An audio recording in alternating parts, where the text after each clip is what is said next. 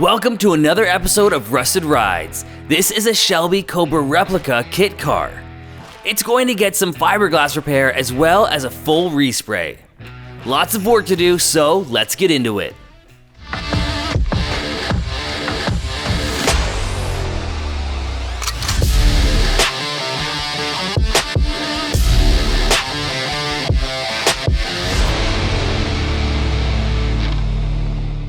All right, welcome back to Rusted Rides. This is gonna be a pretty cool one. Yeah, just gotta resist not taking it out and playing with it out front. This is a Cobra, but it's not a true Shelby Cobra, but that doesn't matter because it is still so dang cool. I didn't hear it run. You said it sounds pretty epic though? Oh, it's, you can definitely, you can feel it in your chest when it's idling, that's for sure. There's a lot done to the motor. The best part about this car, I don't have to do any body work. This is my brother's job. Yeah. I'm going to Alberta for a week and a bit, so you're not going to see me in the video a lot. He's going to be doing all this fiberglass work. Yeah, I'm going to spray it, help him with the final, but I don't know. I don't work with fiberglass. He does. I didn't want, I just didn't have time to do this job. They kept asking me to go quote it, so he's handling this. But I'll be back by the end and you'll see me spraying it. You know what else is really cool about this? Is that the owner labeled everything. Check this out. Fill, so those holes need to be filled. So normally this would have a cover with snaps, right? So all of these spots right here that would have had snaps on them, they're all being filled in. There are hood pins. He wants those filled. It's labeled, but the whole car was already disassembled. We're not pulling door handles. We're not pulling windshields. None of that. It's already ready to rock and roll. I believe it's a 302. Aluminum heads. I think they tried to make it look like kind of a stock motor. Yeah, kind of retro Painted looking. everything, yeah, it made it look retro, painting everything blue. Love it. There's nothing stock about that motor though. No, MST ignition, right on. Wow, that's so cool. This is gonna be great. And so the bumper, he's not putting the front bumper back on or the rear bumper back on. So those holes are gonna be filled. Right here, you can see that's gonna get filled. But it's gonna look so good. So good. I'll be going to catch a plane soon. Yeah. So first time on a plane? Yeah, have it ready when I get back. Yeah, I'll make sure. First thing, and an important one, is to bag off the car because this is going to make a mess. A big, itchy mess.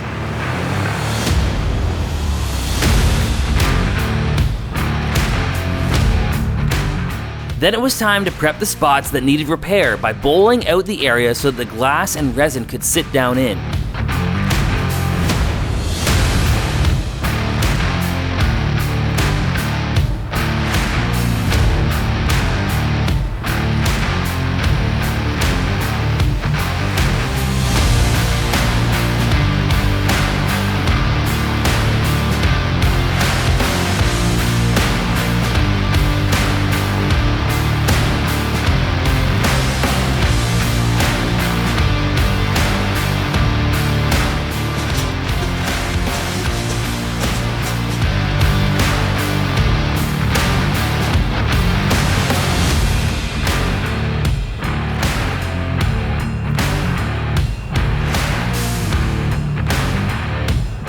All right, so what's the process here? We're mixing and then we're filling?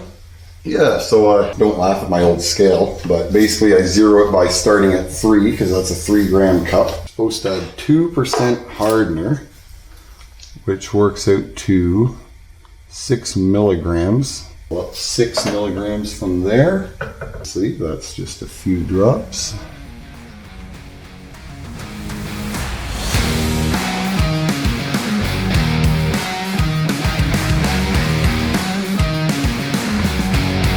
For the small holes, using wax paper underneath, resin was applied to the area, then fiberglass was laid in, then more resin, making sure to work from one side to the other to avoid any air bubbles.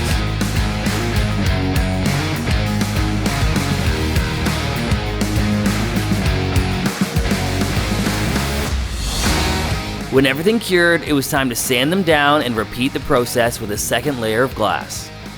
Where possible, glass and resin were also applied to the backside if it was reachable.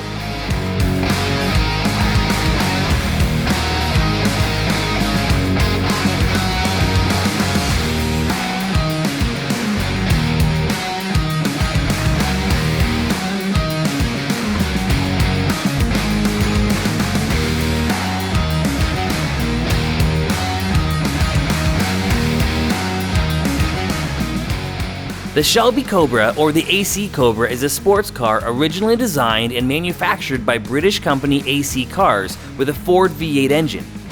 It was produced intermittently in both the United Kingdom and later in the United States since 1962. Just 998 Cobras were assembled, 655 leaf spring 289 Cobras, and 343 coil spring 427 Cobras. Ultimately, the Cobra was a financial failure that led Ford and Carroll Shelby to discontinue importing cars from England in 1967. But who knew then what these cars would be worth today?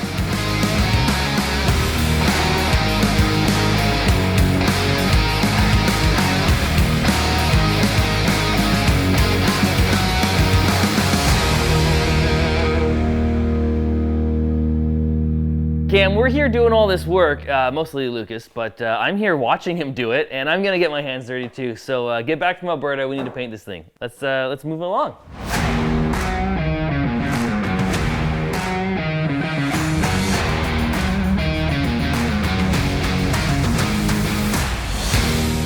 Once all the holes and cracks were patched and repaired, they needed to be smoothed out with some filler.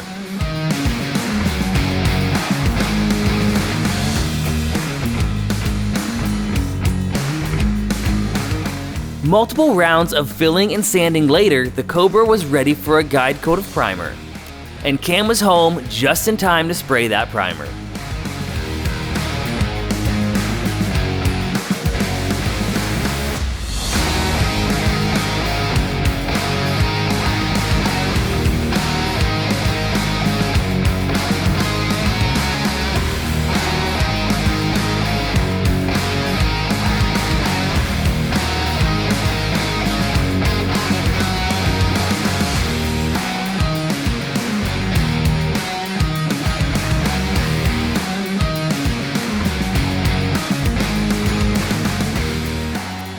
Once the primer cured, any leftover sanding scratches, pinholes, high spots, and low spots were identified and addressed. The car was primed once more and scuffed down before paint.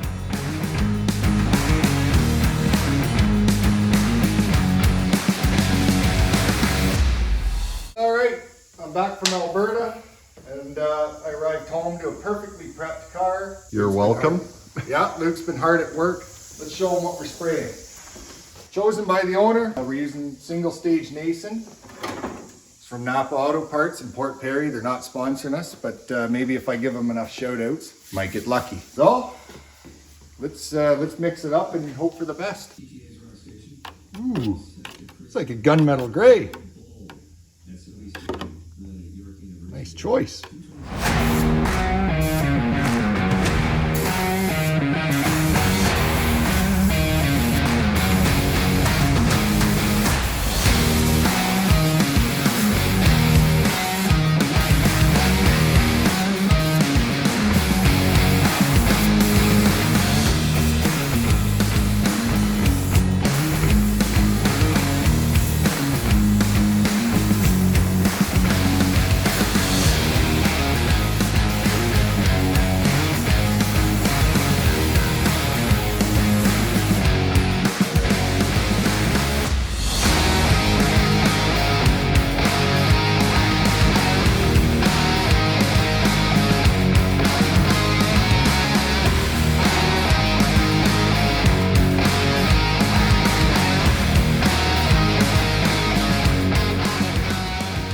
So the car, although not completely done, because like obviously reassembly, but they're doing that, like your buddy's doing that, right? Yep. So yeah, we're just, you're hanging doors and stuff. But Cam, this was single stage?